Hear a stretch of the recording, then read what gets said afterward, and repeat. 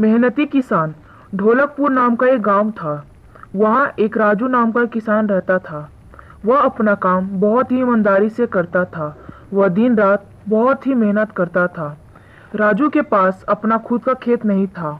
वह एक जमींदार के पास अपना काम करता था जिसका नाम सुरेश था। सुरेश के पास वैसे तो बहुत कर्मचारी थे, पर सुरेश सबसे ज़्यादा विश्वास राजू पर किया करता था और वह उससे सबसे ज़्यादा मानता था। राजू के साथ मोहन नाम का एक कर्मचारी काम किया करता था। वह राजू का इतना मान सम्मान देखकर बहुत ही जलता था। सभी कर्मचारी मोहन के साथ मिलके राजू के काम में रुकावट डालते थे। सुरेश के पास एक गाय थी जिसका देखभाल कभी कभी राजू भी किया करता था। इसीलिए सभी कर्मचारियों से ज़्यादा सुरेश राजू को पैसा देता था। यह सब देखकर मोहन ने राजू को सुरेश की नज़रों में गिराने का षड्यंत्र रचने लगता है।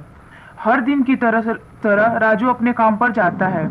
आज का दिन सुरेश के लिए बहुत ही खास था क्योंकि सुरेश के पास अनाज का बड़ा ऑर्डर आया था। उसे 10 बोरियों का ऑर्डर भेजना था।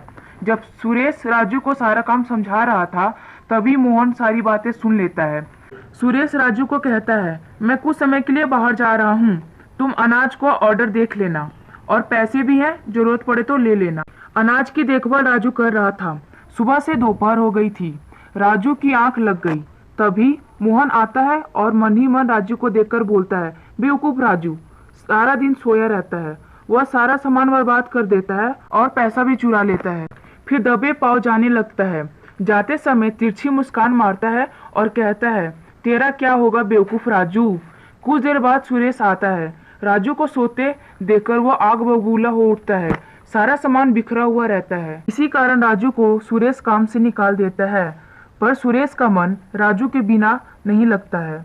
सुरेश को अपने धंधे में नुकसान होने लगता है। सुरेश का एक कर्मचारी सुरेश को सारी सच्चाई बताता है। जब ये सारी सच्चाई सुरेश को पता चलता है वह बहुत दुखी होता है। वह राजू के घर जाता है और उसे माफी मांगता है। वह राजू को फिर से काम पर रख लेता है।